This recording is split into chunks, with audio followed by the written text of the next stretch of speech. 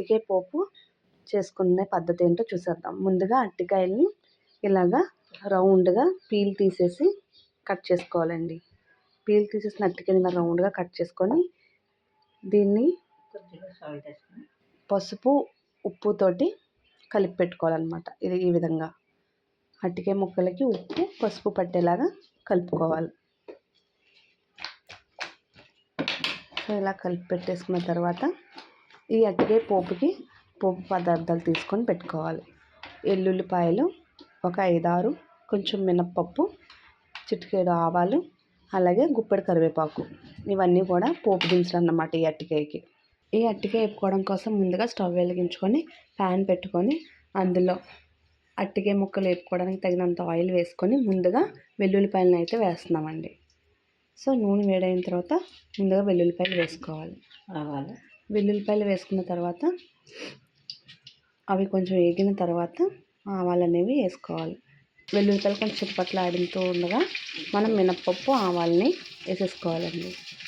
So ఇవి కూడా వేసిన తర్వాత కొంచెం అటు ఇటు కలుపుకొని ఈ విధంగా కలుపుకోవాలి. తర్వాత కరివేపాకుని కూడా యాడ్ చేసేస్తాం. సో కరివేపాకు కూడా వేగిపోయిన తర్వాత ఏవైతే ఉప్పు పసుపు రాసి పెట్టుకున్నామో అరటికాయ ముక్కలను ఈ ఆయిల్లో వేసేసుకొని ఫ్రై చేసుకోవాలి.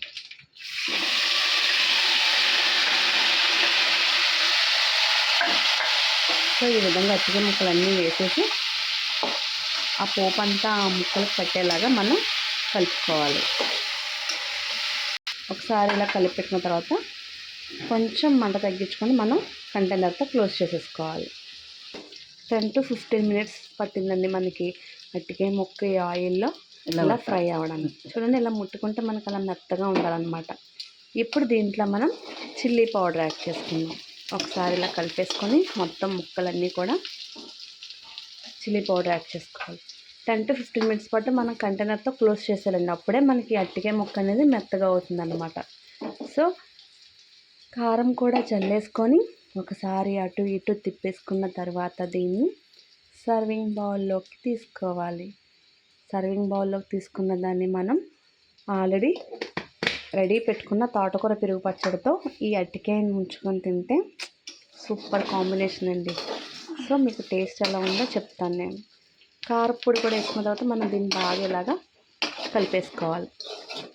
సో ఆ పోపు అది వేసిన చూడండి, కరివేపాకు అవన్నీ కూడా ఎలా కనిపిస్తున్నాయో, ఆవాలు, మినప్పప్పు. సో ఏ డిష్కైనా ఈ పోపే హైలైట్ అండి. ఈ విధంగా మనం ఒకసారి ముక్కలన్నిటికీ కారం పట్టేలాగా కలిపేసుకోవాలి. సో మనకి అరటికాయ ఫ్రై తయారైపోయిందండి. దీన్ని ఇలాగ సర్వింగ్ బౌల్లోకి షిఫ్ట్ చేసుకొని గార్నిష్ కోసం కొత్తిమీర యాడ్ చేస్తున్నాం. ఈ విధంగా కొత్తిమీరతో గార్నిష్ చేసుకొని ఇప్పుడు ఈ 2 రెసిపీస్ని అన్నంలో మిక్స్ చేసుకొని తింటే ఎలా ఉంటుందో నేను మీకు టేస్ట్ చేసి చెప్పేస్తాను అనమాట. సో ఇప్పుడు మన ఎమ్మి 2 రెసిపీస్ రెడీ అయిపోయినాయండి. ఒకటి తోటకూర పచ్చడి. సో ఈ తోటకూర పచ్చడిని మనం ఇలా వైట్ రైస్ పెట్టుకొని ఇలా కొంచెం వడ్డించుకొని అలానే మనం ఏదైతే చేసి పెట్టుకున్నామో అరటికాయ ఫ్రై అన్నం మీద. సో ఎమ్మిగా ఉందన్నమాట. ఇప్పుడు ఈ కాంబినేషన్లో ఈ ఫుడ్ని మనం ఇలా టేస్ట్ చేసి ఎలా ఉందో నేను మీకు చెప్తాను.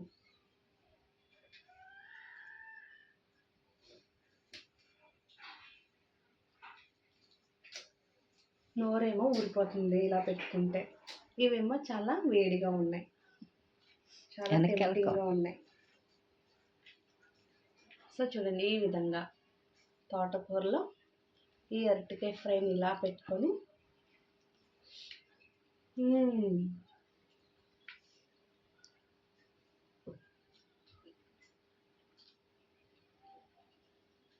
చాలా టేస్టీగా ఉందండి. చాలా ఎమ్మిగా ఉంది. ముక్క బాగా మనకి మెత్తగా ఉడికిపోయి ఉప్పు కారం పట్టి టేస్ట్ అయితే ఎక్సలెంట్గా ఉందన్నమాట. సో ఈ కాంబినేషన్ ఎలా తింటే చాలా ఎమ్మిగా ఉంది. మీరు కూడా మేము చెప్పిన ఇంగ్రీడియంట్స్తో ఈ విధంగా చేసుకొని ఎలా ఉందో నాకు కామెంట్ సెక్షన్లో కామెంట్ చేయండి. అలాగే వాళ్ళ రెసిపీస్ మీకు నచ్చినట్టయితే లైక్ చేసి షేర్ చేసి సబ్స్క్రైబ్ చేయండి. ఇప్పుడు మీకోసం ఒక హెల్దీ టిప్. వెల్కమ్ బ్యాక్ అండి. ఇప్పుడు మీకోసం హెల్దీ టిప్. మీకు కనిపిస్తున్నాయి ఏంటంటే మహాబీర గింజలండి. సో ఇవాళ మనం చేసుకోబోయే హెల్దీ టిప్ ఈ మహాబీర గింజలతోటి చేసుకుంటున్నాం అన్నమాట. సో చూడండి, ఇవి మనకి ఆయుర్వేదం షాప్లో దొరుకుతాయి అన్నమాట. ఈ బీర గింజలు దేనికి ఉపయోగపడతాయంటే, మనం మెట్లు ఎక్కుతూ ఉండగా మోకాళ్ళు కిర్రుమని సౌండ్ వస్తూ ఉంటాయి. సో అలా ఎందుకు వస్తాయంటే, మన మోకాళ్ళలో జిగురు తగ్గుతున్నప్పుడు అలాగ సంకేతాన్ని ఇస్తుందన్నమాట. సో ఆ జిగురు మనకి క్రమేపంగా పెరగడానికి ఈ మహావీర గింజల్ని ఇలాగా నైట్ 1 స్పూన్ ఆఫ్ బీరగింజలు ఇలాగా వాటర్లో నానపెట్టుకుంటే చూడండి, మనకి ఈ విధంగా సబ్జా గింజల్లాగా అయిపోతాయండి.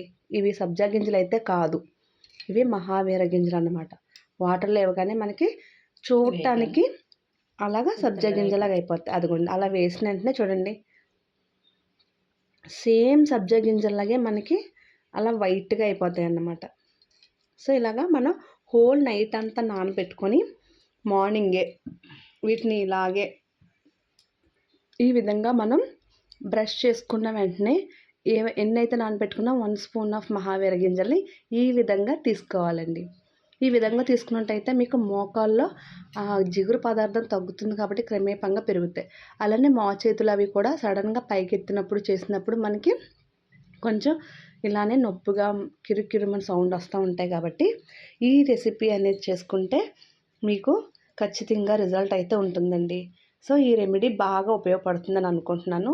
ఇవాళ రెసిపీస్ అలానే మా హెల్తీ టిప్ మీకు నచ్చినట్టయితే మాకు సబ్స్క్రైబ్ చేయండి, లైక్ చేయండి, షేర్ చేయండి. అలానే బెల్ ఐకాన్ని ప్రెస్ చేయండి. మళ్ళీ రేపొద్దున సరికొత్త రెసిపీతో మీ ముందుకు వచ్చేద్దాం. Bye bye, have a good day, love you.